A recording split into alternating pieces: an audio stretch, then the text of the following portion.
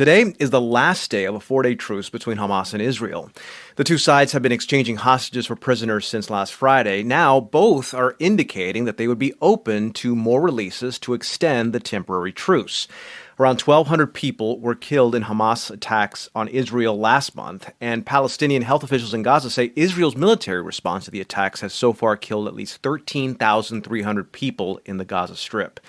According to the United Nations Relief and Works Agency for Palestinian Refugees, more than 1.7 million people have been displaced across the Gaza Strip since the war began.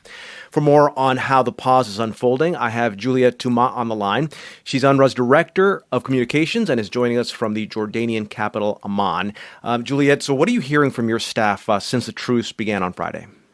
What our staff are relieved about is the period of calm that they've been going through in the past few days. You see, I'm just back from Gaza myself. I was there just before the pause kicked in, and it was very heavy bombardment during the day, during the night. In fact, I was awoken myself to the sound of heavy bombardment. So first and foremost, it is very welcome. There is a bit of respite for people after 50 days of very, very brutal war.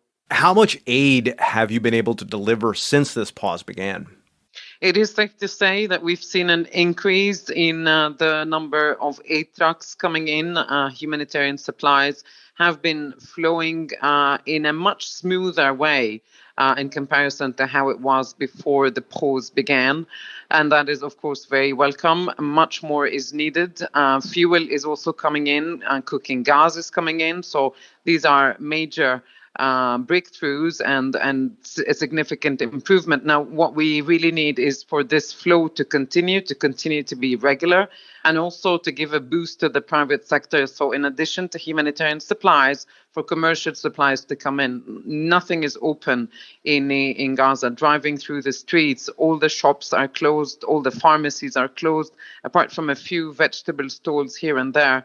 There is no market. Is there any particular item that is most needed right now?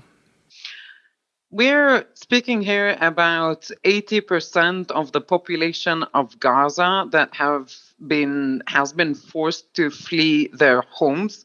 Some of them have fled their homes overnight, some with just the clothes on them. I mean, I met a man who said to me, the jacket that I've been wearing for the past 45 days, right? So people have lost everything and they need everything. Your agency has reported at least 108 workers killed in this war. What does that figure tell us about how things are in terms of conditions on the ground?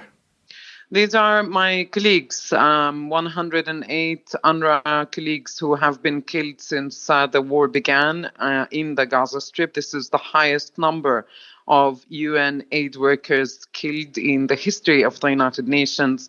It's not a number. I also have to remind myself that these are not statistics. These are teachers, doctors, engineers, people who are the backbone of the largest UN operations in the Gaza Strip. And it is quite staggering. And we will not be the same without these colleagues. Right, and yet you still go in there and still try to help.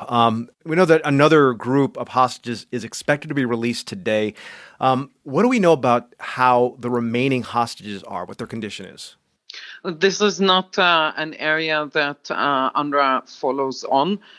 We welcome the release of hostages and prisoners. We do hope that the humanitarian pause continues. We also hope and call for the transformation of that pause into a much longer-term humanitarian ceasefire across the board. If the pause does not continue, how are you preparing for the end of that truce tomorrow? Well, look, we are hoping that it would, and we are calling that it becomes a long-term humanitarian ceasefire. It's been a brutal, brutal war with so many losses on all sides. It has got to stop. That's Juliette Touma, Director of Communications for UNRWA. Thank you very much. Thanks, A.